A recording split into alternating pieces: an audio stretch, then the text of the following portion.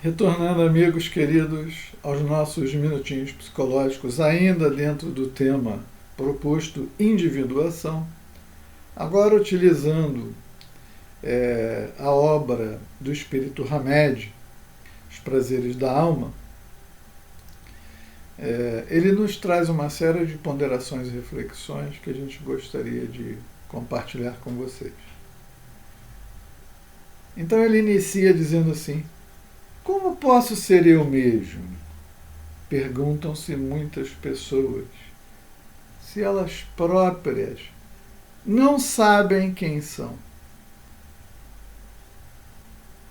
Assim é que nos sentimos perdidos e confusos quando nos encorajam a ser nós mesmos.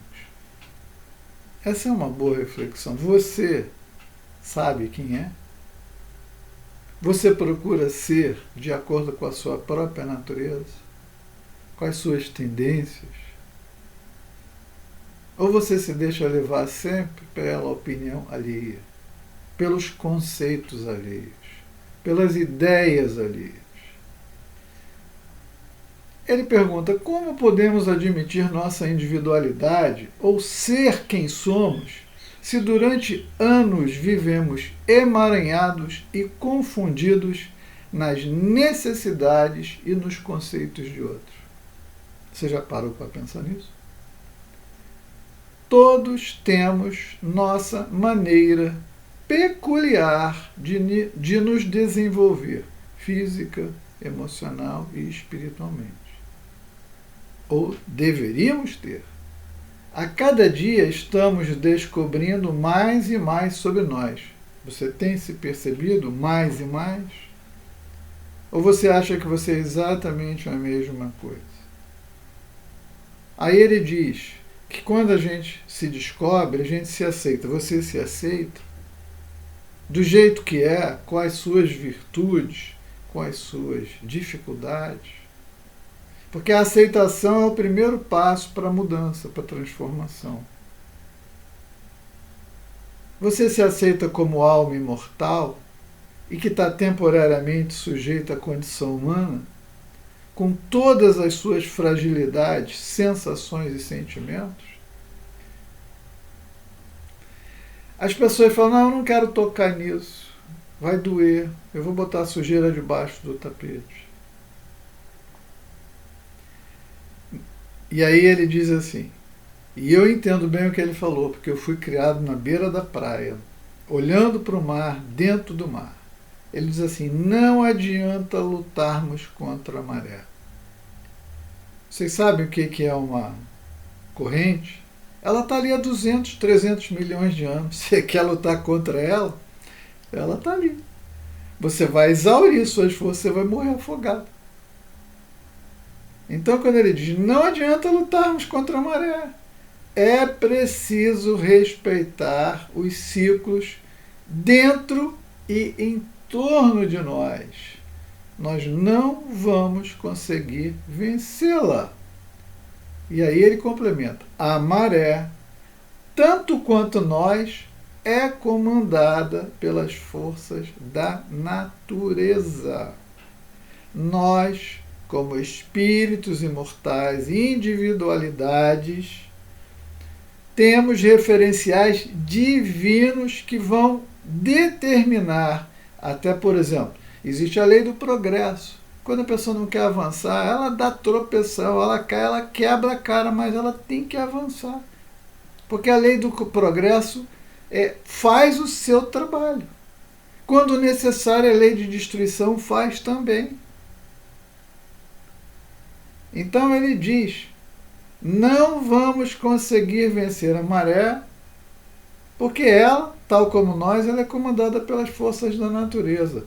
Quando aprendemos a respeitar as nossas etapas de crescimento, aceitando-as como parte da ordem natural, progredimos de forma natural e segura. Então eu me conheço, eu me esforço para me conhecer, sei que isso aqui é uma fortaleza em mim e uso. Porque é útil, é bom, é nobre, mas eu também sei que isso aqui deixa a desejar, que às vezes é feio, às vezes é vergonhoso. E eu tenho que fazer alguma coisa a respeito disso.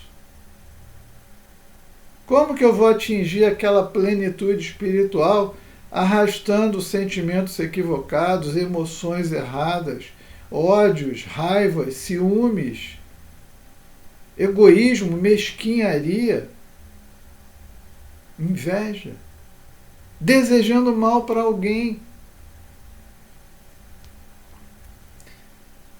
Então Hamed diz assim: ser quem somos significa aceitarmos nossa história de vida exatamente como ela é, sem disfarce.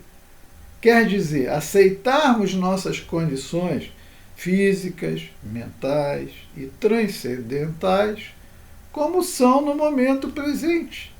Isso nos facilita renovar, crescer e mudar para melhor. Eu posso passar o tempo todo reclamando de alguma coisa, que eu tinha que ter nascido numa outra família, que eu tinha que ter nascido num outro país, que eu tinha que ter tido outros. Isso é infantil. Isso é infantil.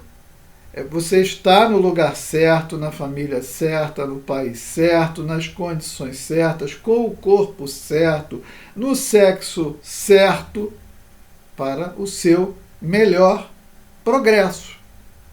Qualquer coisa disso é equívoco. Você não está entendendo a sua condição espiritual. Ele diz assim: quanta dor, quanta doença vem da displicência de não querermos buscar o verdadeiro sentido da vida. Quem busca o âmago espiritual liberta-se da dominação da psicopatologia.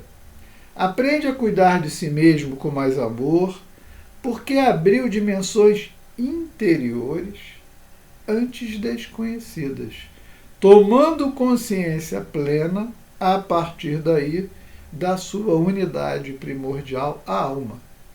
Ou seja, você, a personalidade Paulo, entende que está atuando em favor da individualidade do espírito que anima este corpo.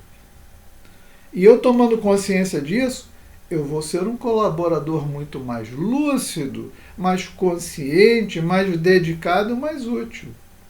O indivíduo é a junção dos fatores corpo, mente, alma. Uma pessoa não é composta apenas de suas experiências espirituais, mas igualmente de suas experiências materiais. Cada uma das vivências... Por que ele está dizendo isso? Porque a gente poderia permanecer o tempo todo no mundo dos espíritos, na erraticidade. Quando ele fala de experiências materiais, físicas, ele está dizendo encarnações. E nas encarnações temos vivências, experiências agradáveis, desagradáveis, leves, fortes, neutras, intensas. E temos toda uma oportunidade. Então, o indivíduo é a junção dos fatores corpo, mente, alma. Uma pessoa não é composta apenas de suas experiências espirituais, mas igualmente de suas experiências materiais. Cada uma das vivências, diz Hamed, é assinalada primeiramente em seu íntimo e depois no veículo físico. Ou seja, vivenciou uma situação aqui encarnado, está depositada a informação lá no arquivo do espírito. A nossa mente aqui, às vezes ela tem limite, é como se fosse um HD que tem limite. Mas lá no HD espiritual, toda a informação está lá, nada se perde. Aí ele diz assim, ó, é possível ler a história de uma pessoa examinando o seu corpo físico espiritual. O que significa é possível ler a história de uma pessoa examinando o seu corpo físico espiritual? Significa que a espiritualidade superior, por exemplo, ela tem como através do perispírito, no seu campo certo, onde estão depositados os bancos de memória, varrer a história do espírito, desde a sua criação, passando por diversos planetas, tudo, detalhe a detalhe, sem perder uma cena. Então, a gente não entende isso, né? E como é que nós vamos fazer com que esse espírito se torne algo luminoso, bonito, aperfeiçoado? Só conhecendo. Então, Hamed diz, quem se individualiza é porque tomou consciência do traço das percepções que teve e dos conhecimentos que adquiriu nas suas existências anteriores, somou-os aos da vida atual e, por isso, avalia e analisa as suas ideias inatas. Olha o que ele está dizendo. Que as experiências bem-sucedidas, amorosas, vitoriosas, moralmente falando, intelectualmente, é o acervo do espírito, aquilo que Jesus dizia, guardai tesouros, que a traça não há nem a ferrugem de atingir, etc. Ou seja, nós temos um patrimônio nosso das múltiplas experiências e vivências que nós simplesmente abandonamos por não trabalharmos essa ideia da individuação, de conhecer-se, de nos conhecermos, de nos percebermos. Isso é aquilo que nós poderíamos chamar de intuição. Está lá no meu arquivo e eu posso acessar, principalmente nos momentos, às vezes, de dor, de crise, que às vezes a gente não sabe como agir, mas às vezes a gente já passou por aquela situação em momentos passados, até com sucesso. E se a gente tiver a capacidade de se concentrar, de perceber, nós vamos ter a intuição e vamos agir. Depois a pessoa diz assim, eu não sei nem como é que eu fiz aquilo daquela maneira, eu não sei de onde veio aquela ideia. Essa é a intuição que vem do nosso íntimo, do âmago do ser, do espírito. A individualização do ser se dá a partir de um processo por meio do qual a criatura se torna consciente de seus aspectos singulares, ou mesmo quando se conscientizou de que essas características a diferenciam de outras pessoas. No entanto, ela sabe que não é melhor e nem pior do que ninguém, simplesmente se distingue das outras por suas particularidades. Claro, todos são filhos de Deus, todos potencialmente podem e atingirão a plenitude.